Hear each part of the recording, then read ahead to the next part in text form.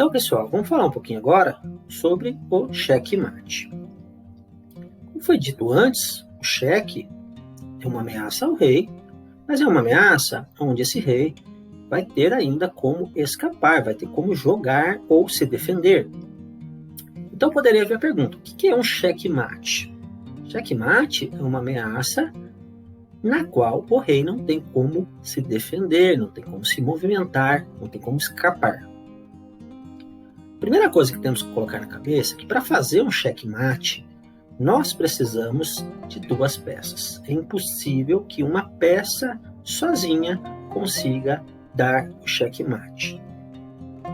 Nós vamos usar então uma peça para fazer o xeque e a outra para impedir que o rei se defenda, fazendo um movimento, fazendo uma captura ou até mesmo uma cobertura.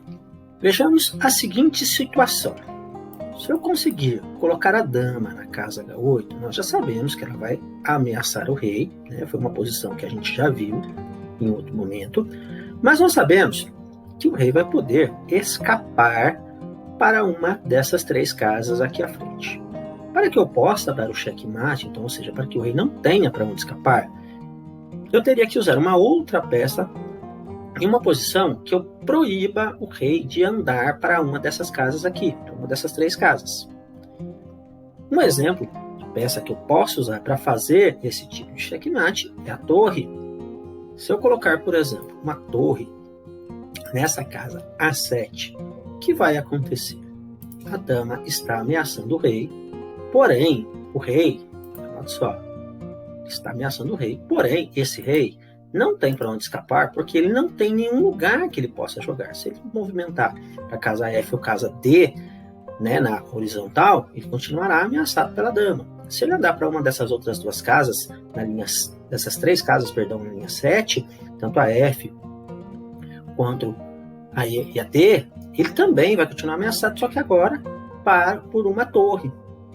Nós temos então agora um xeque-mate. Esse xeque-mate é chamado de xeque-mate paralelo, porque nós temos duas peças fazendo uma ameaça paralelamente à linha, né, em que o rei possa estar e se movimentar. Lógico que não precisa ser somente nessa posição, nós temos algumas outras posições em que a gente consegue colocar esse rei também em xeque-mate paralelo. Por exemplo, podemos ter xeque-mate paralelo com o rei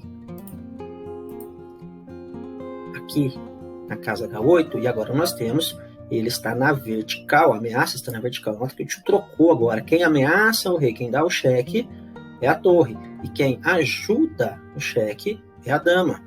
Nós poderíamos também ter nesse lugar aqui, ó, fazer esse tipo de xeque-mate, duas torres. Esse é um dos xeques-mates mais comuns que a gente pode ter, tá? Mas nota que a gente vai precisar dessas duas peças, né? Nós temos que ter uma peça para fazer a ameaça e uma para proteger o movimento do rei.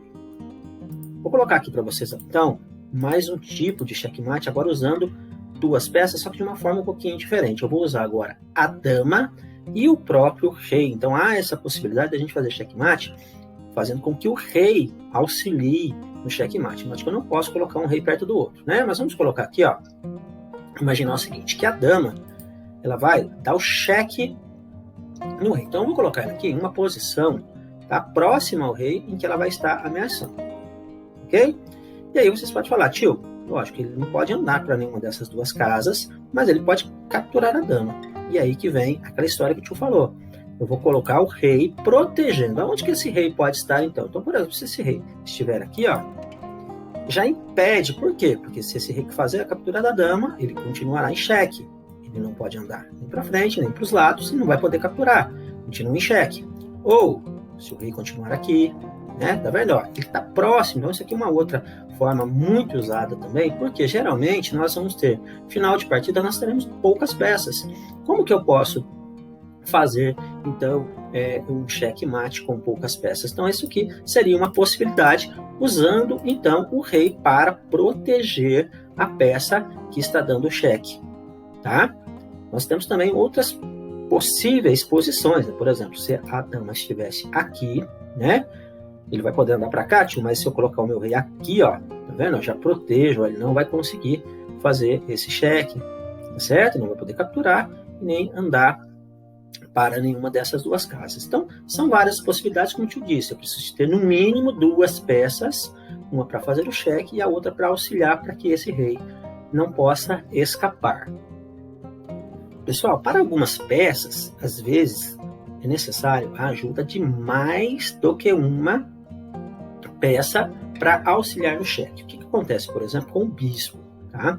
Eu tenho que, somente com o bispo, eu não vou conseguir fazer esse cheque, o checkmate, na verdade, e mesmo que eu coloque o rei para proteger o bispo, eu ainda vou continuar tendo casas, lugares que esse rei escape. Então, aqui nesse caso, eu tenho que ter o auxílio de mais uma outra peça. Por exemplo, um outro bispo me auxiliaria. Você já não pode andar nem para frente, nem capturar, mas ele pode andar aqui para cá. Um outro bispo, por exemplo, ameaçando essa casa G8, já não tem mais como esse rei escapar. Ou até mesmo o nosso querido e fraquinho, mas muito importante peão. Certo? Essa posição também pode ser trocada. Olha que interessante. Vou inverter as posições aqui, ó, e vou colocar o peão dando cheque. Nota que então quem deu o checkmate agora foi o peão. O rei não vai poder se movimentar para frente, ele não vai poder se movimentar para a captura desse peão. E agora eu tenho aqui uma peça, que no caso é o bispo, protegendo a casa G8 para que ele não possa andar. Então aqui um checkmate de peão. Então, todas as peças podem dar o checkmate, menos o rei, é claro, né? Porque ele não vai poder chegar perto de outro rei. Então, por isso que eu digo, todas as peças são importantes. Por isso que a gente tem que, no começo do jogo, estar sempre pensando em não perder o mínimo possível de peças. É lógico que não vou conseguir ficar o jogo inteiro sem perder nenhuma peça, mas sempre tentar perder o menor número possível de peças durante o jogo, tá? Vou colocar mais algumas situações só para a gente ver aqui, e depois a gente volta a falar mais um pouquinho do cheque. Olha só, o peão está dando o cheque no rei, certo? E aqui quem está protegendo a casa G8, na verdade ele protege, neste caso aqui eu não precisaria, esse rei poderia estar para cá, por exemplo, né? Porque ele protege essas duas casas, esse rei poderia estar aqui numa posição um pouquinho diferente, sem problema nenhum, ok? Então, pessoal, checkmate, coloca isso na cabeça. Eu tenho que achar uma posição em que o rei fica ameaçado, mas ele não tem saída. Não é rodear o rei de peças, né? Às vezes eu rodeio o rei de peças, mas o rei tem a possibilidade de capturar uma peça, então tem que tomar cuidado com isso, ok? Então, um abraço para todos vocês e bom fim de semana.